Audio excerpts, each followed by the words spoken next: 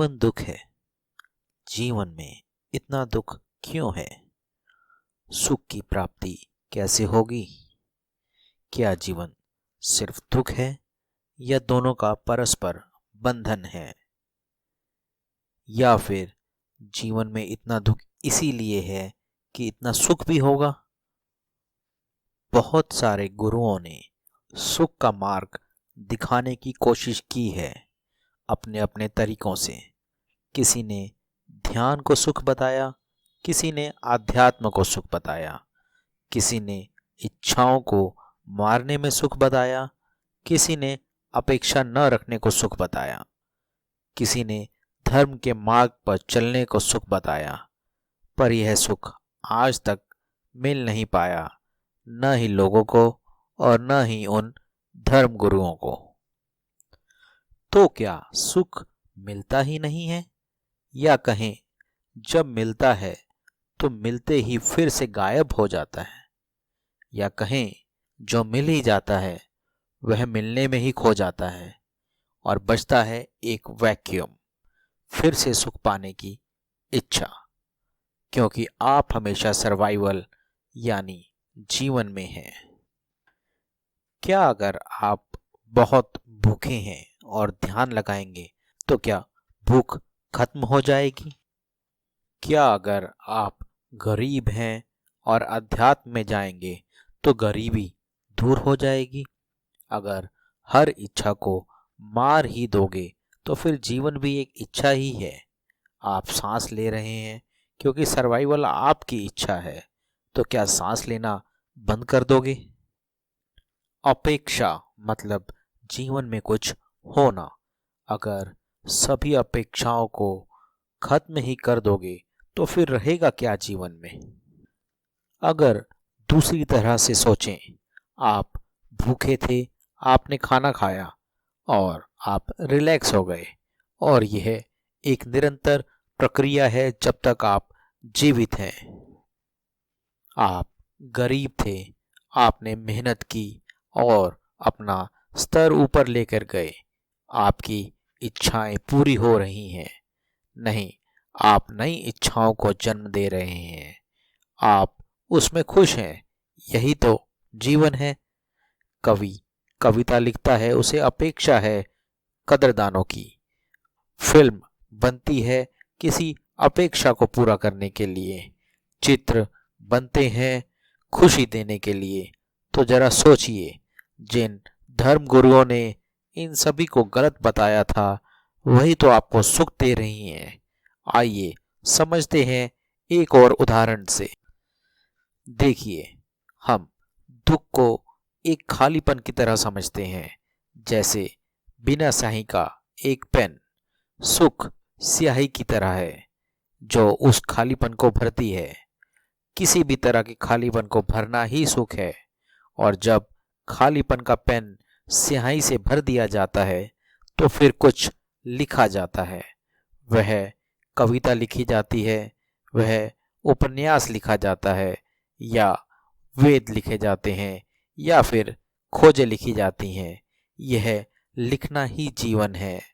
जीवन सुख और दुख इन दोनों से ही है।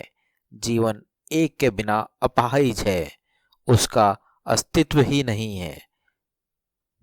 सुख के लिए दुख अनिवार्य है। आपका जीवन दोनों का मेल है। कैसे हटाओगे एक को? बिना दुख के सुख हो ही नहीं सकता। दुख की गोद में ही पलता है यह सुख।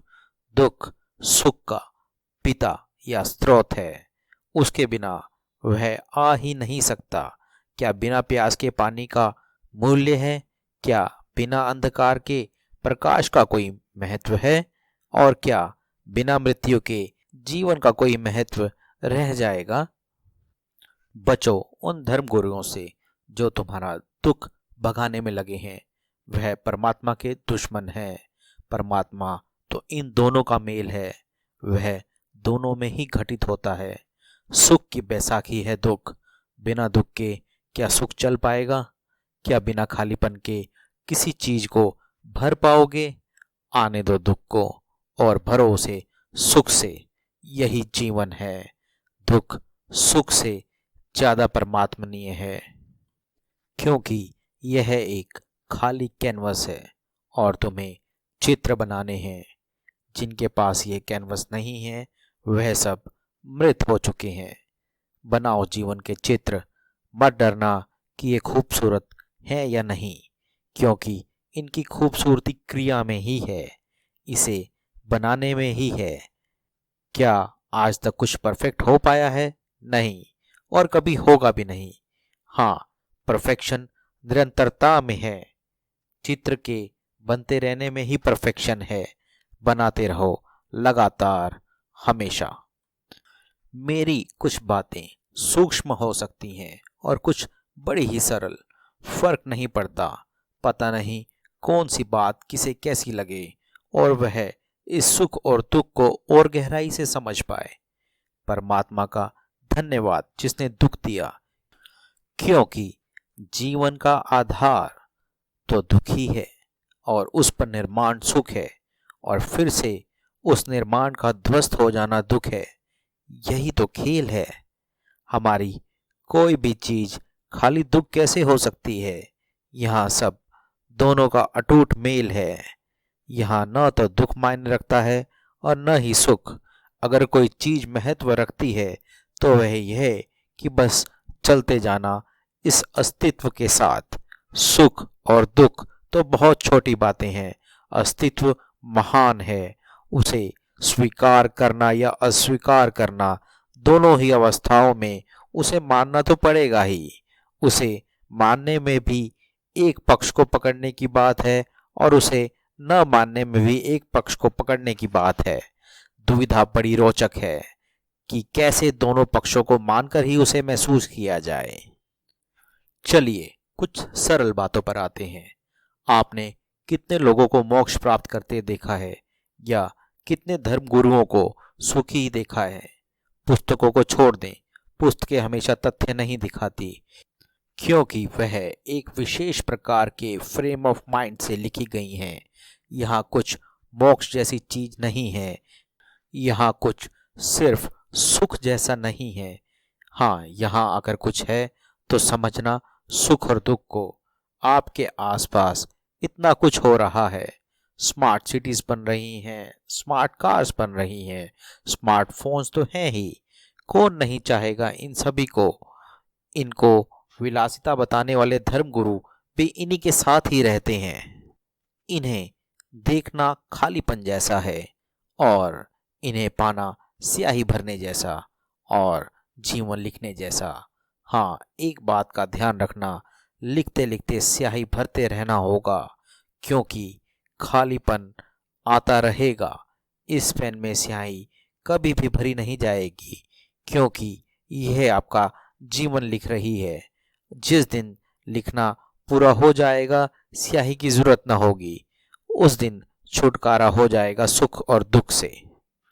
वैसे अगर सुख की परिभाषा में जाएं तो यह दुख का न होना ही तो है।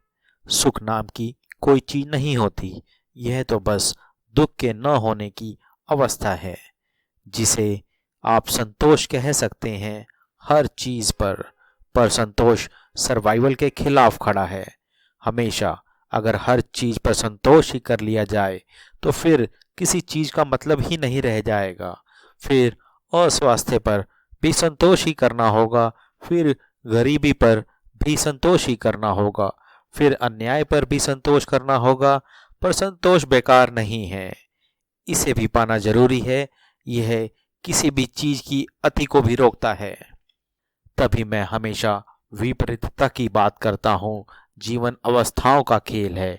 यहाँ कुछ भी पूरा पूरा सही और कुछ भी पूरा पूरा गलत नहीं हो सकता। दुख असल में एक अपॉर्चुनिटी है सुख पाने की।